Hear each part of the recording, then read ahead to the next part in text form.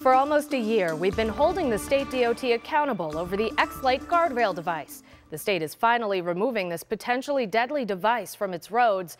But until today, the DOT had refused to tell us where these X-Lites were located across New York. Tonight, 2 on Your Side's Danny Spiewak continues his reporting. Danny. Well, Kelly, it took us 8 months, 209 days to be exact, to finally get these records under the Freedom of Information law in New York State.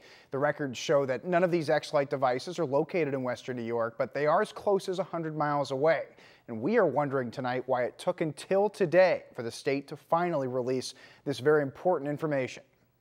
The Lindsay X-Lite is extraordinarily dangerous. Western New York native Stephen Eimers is driving the national campaign against the X-Lite.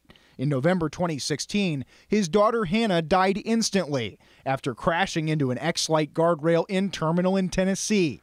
9 states are now removing the X-Lite from their roads due to safety concerns, and that includes New York, which will remove all 43 from state roads by the end of the year.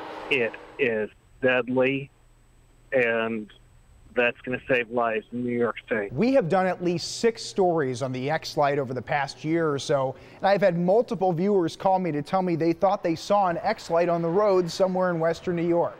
But we've never been sure because the state has always refused to release the locations.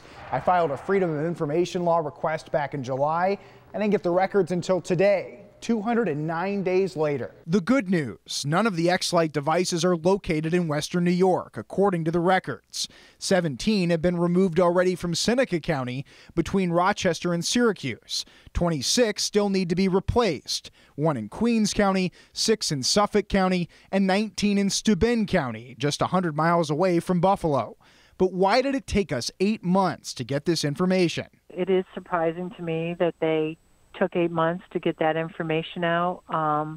I believe that they knew right away where they were. For whatever reason, they weren't releasing the information. But the DOT only has oversight of state roads. State Senator Kathy Young's bill would ask DOT to study whether X-Lite devices are located on any county or municipality-owned roads. We don't have any idea whether there are some in Western New York or other regions on the state, whether on county roads or town or village roads.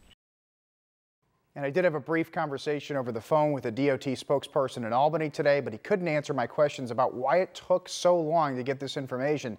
I should point out that there has not been a fatality in New York involving an X-Lite. Still, with so much scrutiny on the X-Lite nationwide, not just here in New York, we do feel it's in the public's interest to know where these are located across the state.